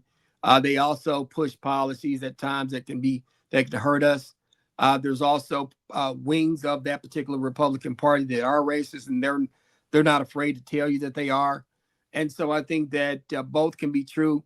I think the Democratic Party here recently has started to hurt the African American community a little more, because I think they're, with us voting 90% of the time Democratic, 80% men, 90% women. But these voters like myself and the black woman are being hitched to people on the far left. And then the independents and people in America that are voting are not voting for some of those things and some of those values and some of those positions on the far left. And the Republican Party is winning these elections. And then in turn, when that win happens, like with redistricting, now we lose a seat, or we lose another seat, or we lose 5 seats. And so there's ways that the Democratic Party can and has hurt the African American community, but the Republicans do it as well. Okay. AI says when the Fed cuts the rates, we won't be discussing this race divider. Well, I think that, that's just what people, look at it. But I still think that people are concerned about their well-being. If you're running for office right now, would you want to go speak at a university? I wouldn't. If I got a wife and a child, I wouldn't want to go talking in front of a group of people, especially if I'm going to say something that might disagree with them. So we're living in a new world when it comes to politics, political speech, and those kinds of things. So we need to be extremely careful about that kind of stuff. Okay. Hard Rocker says, might be the devil or the Lord, but you got to serve somebody. And that's true. But with that being said, I always tell people, when it comes to the Democrats, some people that are people of faith are saying, hey, they're too much anything goes. Like, they'll do anything. They believe in allowing, let's say, some people believe that, you shouldn't do these LGBTQ things. There's some people that are religious that are not for that. Then you got some people that say, hey, shouldn't be getting abortions. Or some people that are not for that, that are very religious and that are religious reasons for being that way. But then you got people on the far right that will tell you, oh, yeah, we're holy, we believe in God. But at the same time, they're not empathetic. They don't care about you. They don't care about injustice. And if somebody's being choked out, oh, he probably deserved it when it came to George Floyd. So you have both sides on both ends. And you got some black people saying that I can't rock with the Republicans because they probably don't like me, but I don't like some of the politics in the Democratic Party. And I'm telling you this not to go at LGBTQ people or people that support abortion, but there's certain things that there's some Democrats that don't support those two particular things, that don't support some of the stuff that's happening in schools. And I think that's putting people in some positions where a lot of people are deciding, I'm not going to vote Republican, I'm not going to vote at all. And so it's creating situations where there's a lot of problems that are coming from the far left and the far right. And I think the Democratic Party at times is costing a lot of people in the African-American community because they're tying us to platforms that can't win elections. Okay. Tina Thomas says, how racist do you have to be to martyr George Floyd, but not Charlie Kirk?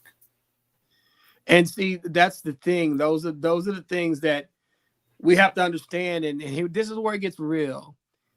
People want to martyr people they can identify with. There's some people that feel like Charlie Kirk. They're just not saying it.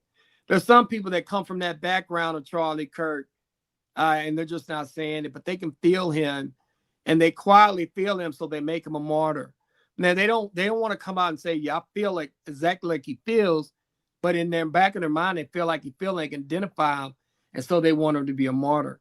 When they look at George Floyd, a lot of people know in the African-American community, know some people that have been incarcerated and maybe done some things that they were not proud of, and they came out of it. But with that being said, they can identify with him because they know that there are a lot of people that have done one or two things in their lives, and they get a jacket on their back and they get mistreated. I mean, you have to realize, man, this man was choked out by a police officer and basically begging for his mother while 3 or 4 of the officers around, and he was choked to death. And that was so inhumane. Just like Charlie Kirk being shot while his wife and kids sitting in the front row, shot in his neck and killed. That's so inhumane. But I look at both situations and I just say, hey, look, you identify with Mr. Kirk because that's who you see, that's who you've been around. That's who you know. And some people identify with Mr. Floyd because they know somebody like Mr. Floyd, or in this situation, and some people, they look at both of those two people and say, none of it should have happened. And they just look at people as people, and nobody wants anybody to get killed the way Mr. Kirk got killed or the way Mr. Floyd got killed. That's kind of where I'm at, without throwing my race out there. I don't want that to happen to anybody. Okay. B says Republicans are not perfect. They're in the closet. Watch the documentary. Outrage. Well, see, that's the thing.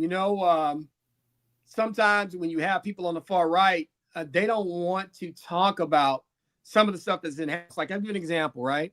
So you had Mr. Kirk, and you had the guy that killed Mr. Kirk, and I heard that he was allegedly dating a trans person. Well, if you're dating a trans person and you live in Utah, very conservative Christian values, very conservative there. And you got somebody like Mr. Kirk speaking up against that. And all of a sudden you feel some type of way because your whole community is going to judge you. And when Mr. Kirk speaks, he's throwing that right in your face. And your community has raised you on guns, so you know how to shoot a gun. You can pick somebody off from 200 feet. And you've also been taught, hey, certain groups of people are not for you. And when you got a group of people or a person that's against you, you do what you got to do. You're doing the Lord's work, and you can do it, or you're doing what you have a right to do. And you're teaching them that. Even though he's going too far, you've taught him that. The hate that hate made, like I said in my Facebook post, if you teach people to hate people that they don't agree with, don't be surprised when that hate comes knocking at your front door. And that's kind of what happened.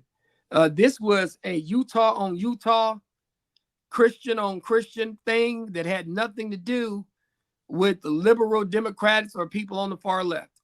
And what you got to understand, this guy was probably in the closet.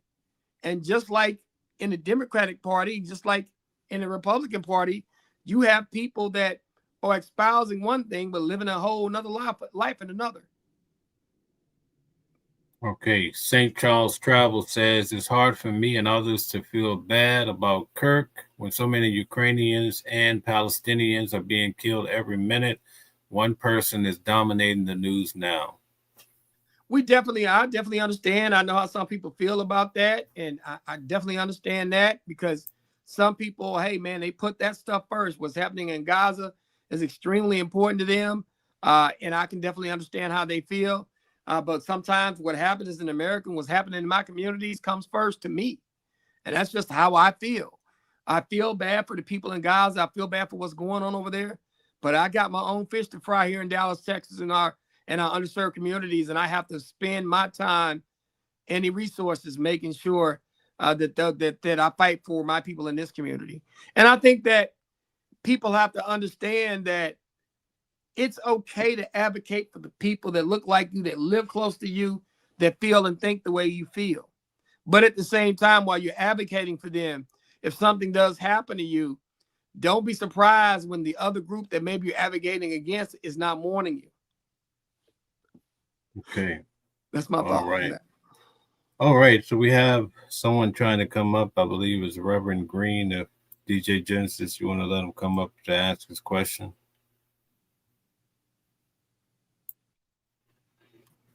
Sorry, Calvin suggested that when people come up, they have to have their cameras on. So, Reverend, can you turn your camera on, and then I'll bring you up. And the deal is, I'll be transparent to everybody. We're trying to step up the quality of what we're doing. We've been doing this show almost for 3 months, Mel. We consider ourselves a growing platform. We have grown in listeners and viewers. Please come check us out. And if you're going to be on this platform, you can't be afraid to show your face, come up, have your light on, have a conversation. We want to have it done in a professional manner, not with emojis, not like with everybody else's podcast. And you got to understand that's where we're trying to take this show. We're trying to serve the community. We're trying to energize this community, and we're trying to allow people to come on and learn stuff legally about what the rights are, but also be a safe place to talk about politics and current events, and do it in an open, professional environment. So that's why we want people to have the cameras on and for them to give us the names and pop up. If you can do that, come on in. If you can't, we definitely understand that. But we're going to start making sure that when people come on our show, that they can show their faces, not just emojis, not just some dark room. We want people to actually show themselves, come on, have a conversation, own your opinion, talk about it. Okay. Daniel Price says, but y'all doubting that Kirk was a racist. He promoted replacement theory, saying that the white Christian male is in danger and said that blacks were prowlers. So, yeah. And that's the thing. He said a lot of stuff, a lot of hurtful stuff. Now, I tell people all the time, I'm not happy that he got killed. I'm not going to celebrate that he got killed.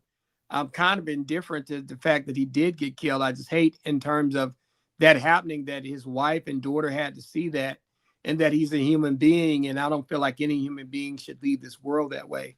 But with that being said, I'm not going to be mad at other people that they're not empathetic or sympathetic to him after he said some dangerous, very disrespectful and very arrogant and elitist things about people like them or people that they support. So there's nothing wrong with that. Like, I don't have a problem with people not wanting to turn him into a saint now, because he's not. I mean, he's somebody that said some stuff that a lot of people agree with, that a segment of America really, really rocked with, really, really thought that was very intelligent and really for them.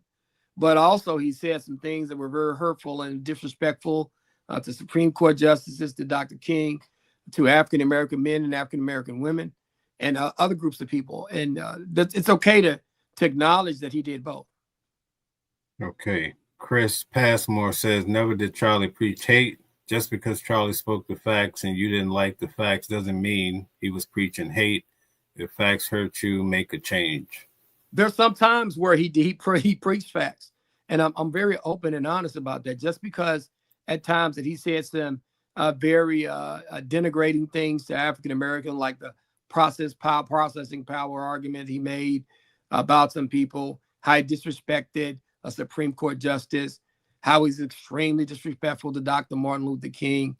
Yeah, he did those things, and those things are not the truth. But there were times that he did tell the truth, that Black people need to do some things differently, and that America needed to look at some things differently. He was an open book. He was very brash, very opinionated, very open about his thoughts, and I can respect that. I don't have a problem with that. But when you start speaking racial and start disrespecting Dr. King, Supreme Court justice, and saying people that look like me don't have brain processing power, that's not the truth. That's a hurtful, divisive opinion. But like I said, both can be true. There were times where he can speak the truth about it, and there's times it can be divisive and somewhat racist in his opinions. And both of those things can be true, and there's nothing wrong with that. Okay. AI says, wonder if the Tyler Robinson family would have to relocate like Carmelo Anthony's family. No, man, they don't. They probably won't have to, but who knows? I mean, I don't think that they will.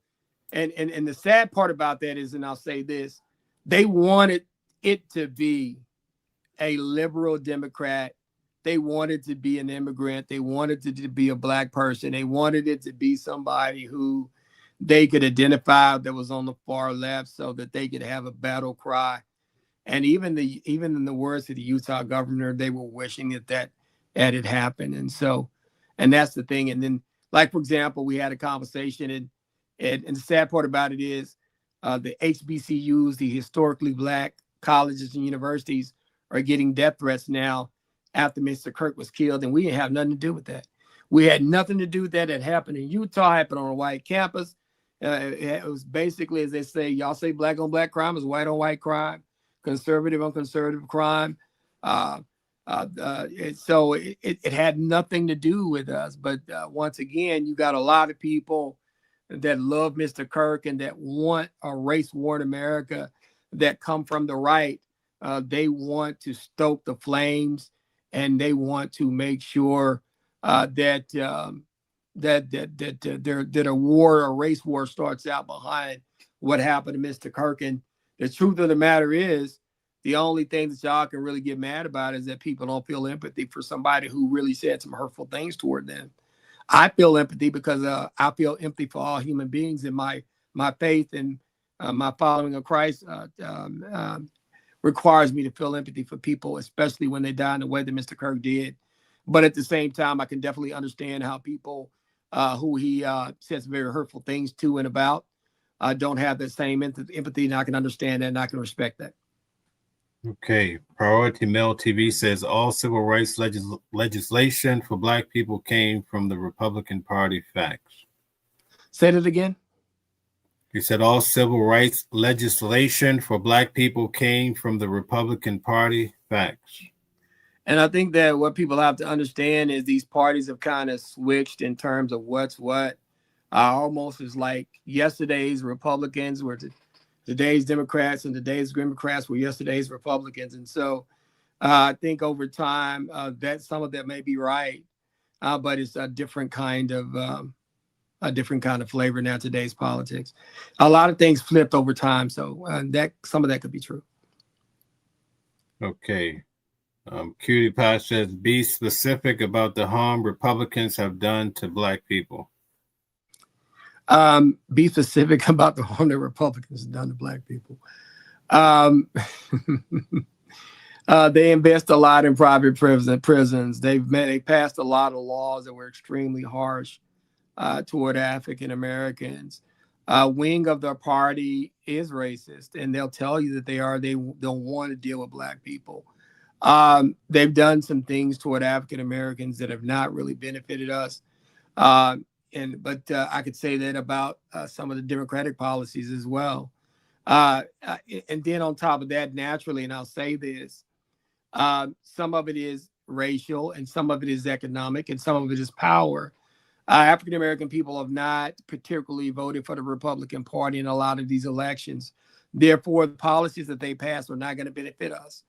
Part of that is race, but a lot of that is just power. I mean, if I don't vote for you, I shouldn't expect you to really help me a lot. And so let's be honest, through the years, all the way up to now, there were times where 92% of Black men, 93% of Black men voted for Democrats. And there was a point where 96 to 97% of African-American women voted for Democrats. So the Republican Party was not getting a lot of support from African-American communities. And so whether it be racism or just be by numbers, you're going to pass some policies that are not going to benefit us because we don't vote for you. And that's just natural. I'm not mad about that. That's just part of it. Okay. St. Charles Travel says, what about the Hispanics? They voted Trump and he started an open war against them. That is perplexing to me. I did not understand how somebody and some people in the Hispanic community were so much in support of Trump. Then I also saw that some of them felt like some of the illegals were getting over here and they did not have to go through some of the same things that they went through. They didn't come over here the right way. And I can understand that argument because you don't want to, as a Mexican person or a person that's of Latin descent, to come over here and do everything the right way. And then somebody just rolls up over here and they didn't have to go through anything that you had to go through. So I can definitely see that. And then a lot of the Hispanic cultures, Hispanic Mexican culture, and when it comes to Cubans are very conservative. And so there's a lot of the Latin countries that are not with a lot of the liberal policies that the Democratic Party supports. And so it did not surprise me that a lot of them voted for Mr. Trump. So you think about it, outside of immigration and the fact that they can get over here, those cultures don't push a lot of abortions. They don't push a lot of same-sex stuff. They don't push a lot of some of the stuff that the Democratic Party pushes. They push families sticking together. They push more traditional families, more traditional relationships, more traditional family relationships, more traditional ways of living, existing in their communities. The Democratic Party does not really do a lot of that outside of supporting them in immigration. So it should not come as a surprise that you had a lot of people that were brown deciding to vote and go on the other side. Okay. Amira World says, release the Trump-Stein files. They should, but they never will. I'm just going to, y'all, let's let it, I just say, y'all, let's let it go. They're never going to let those files loose. And if they do let them loose, they're going to redact them so where we can't see stuff.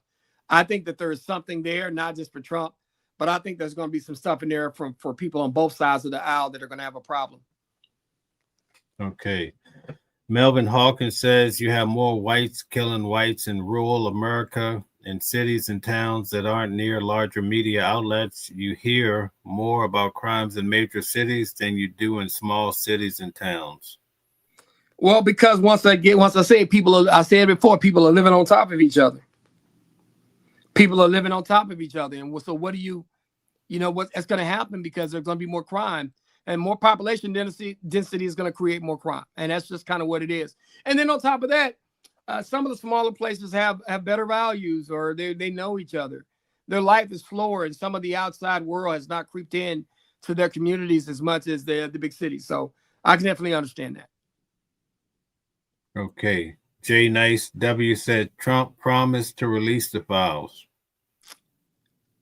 I just don't think he's going to release them. And if he does, they're going to be heavily redacted. And I think that he has some things and some people that he are close with that they have some concerns about that. Okay. Cutie Pie says Democrats are the party of slavery, Jim Crow, KKK, crime bill, NAFTA, abortions, all harm Black people. And there's some things that I would tell people in the African-American community. We were having some conversations about, is abortion population control, pushing people having same-sex relationships, that's going to reduce the number of babies born into African-American communities. I've heard a lot of preachers online talk about that, not me, to other people, but I've heard preachers talk about that. I've heard preachers talk about some of the policies in terms of some of the governmental programs not pushing for Black men being in the households. And so there's some things that maybe the Democratic Party did that they initially set out to try to help, but then sometimes they've created bigger problems. And then, like I said before, I think that African-American men and women are going to have a serious conversation about the continued support of the Democratic Party, not whether if you're going to support them or not, whether you're going to start demanding that you have more input when it comes to policy and platform decisions. And I think that is going to have to happen, or they're going to continue to lose voters. Specifically, they're going to lose a lot of African-American male voters. Okay. AI says, will you be upset when Tyler Robertson makes bond in the very near future? I don't think he's going to make bond. I don't think that's going to happen. I think they're going to keep him locked up because he's going to be considered, as a lawyer, he's going to be considered a flight risk and a danger to society. He did shoot a man in his neck and run, and I don't think they're going to let him out. He's a danger. He's not going to make bond. Somebody at Cutipod said, as a Christian man, how do you support abortions and same-sex marriages when these actions are anti-God? I will tell people, as a Christian, I don't promote that. I don't push that. I feel like people have the right to do whatever they want to do, but I follow the Bible, and the Bible says thou shalt not kill, so I'll follow that. And then the Bible also talks about same-sex, gender, same gender people, that kind of thing. I wouldn't do that. I'm not going to push that, but people have the right to do it if they want to do it. And the main thing is I want people to come to God, and I want them to start living the ways of God. I'm not going to push for abortions. I'm not going to push for people for the same gender to be together. But if they want to do that, I'm not going to get in the way of them doing that, because I feel like at that point, I'm forcing them to do something. I want them to come to God in their own true volition. I want them to live the ways of the Lord because they choose to. I don't want to have to make anybody do anything. And so as a Christian man, I don't support abortions, and I don't support their same-sex situations. But if they want to do that, that's their business. But the Bible that I read, I think, speaks against those two particular things. But I'm not going to hold what they do on their own against them. They get to do what they want to do, and they will have to answer to God for what they do. Just like whatever sins I have to answer for to God, I'm going to have to answer for it to God. So people may not agree with everything that I believe in. Okay. St. Charles Travel says Kirk and Floyd are different. Kirk was killed by a random shooter. Floyd was killed by people who paid to protect human life. Once again, there we go. We got a different thing. You got a random shooter, and you got a situation where, let's say you have to think about, the police actually killed George Floyd. And I think that's extremely damaging, because we have to deal with police officers every day. And we have to be able to respect authority. But when authority takes a life, unjustly takes a life, that's a huge problem. And people need to understand that is there, and they need to be extremely careful. Okay. Chris Passmore agrees with you, says he will not get bond. Oh, he definitely will not get bond, because when they set bond under the Constitution, they consider a number of factors. The kind of crime it is a murder. Is he a danger to himself and the community? Yes, he is. He had access to a high-powered weapon. He's a marksman. He can shoot somebody in the neck and kill him from 200 feet. Is he a threat to himself? He may either A, try to off himself, or is he a threat to others in community? Yes, he is, because if he has a disagreement with somebody else, who's to say he won't shoot them? Is he a flight risk? Well, he actually ran and his family had to turn him in. It's not like he really turned himself in. His family turned him in. So when they weigh those factors, they're going to consider him too much of a risk, and they're probably going to deny bond. Okay, we're going to take one more question. We're down to the last 4 minutes. David Z says, and do you see Republicans rioting, looting, and destroying cities? I don't see them doing that. I don't see them doing that. But I do see them involved in a lot of the school shootings. I see them involved in even the situation with Mr. Kirk. I see them involved in some of the bombings that occur across the country. I see them involved in some of the other school shootings or mass open area public shootings. And so I don't see Republicans doing some of the stuff and the looting that's inside of the cities, but I think that they have their own things that they have to answer for. I think that their domestic terrorism in terms of people that typically identify with that party is of huge concern in America right now. Just like some of the looting is in some of the inner cities. Okay, very good. So, in conclusion, do you want to close out and also tell everyone how they can reach you? Yeah, I do. I can be reached at attorneycalvindjohnson@gmail.com is the email. I can be reached at theywon'tletmeout.com as my website, and I can be reached at 214-565-5600. I want to make a closing statement right now. I'm a lawyer by trade, so I want to I'll be able to say this, and I will tell y'all this. Now, listen, I definitely did not push, promote, or celebrate the death of Mr. Kirk.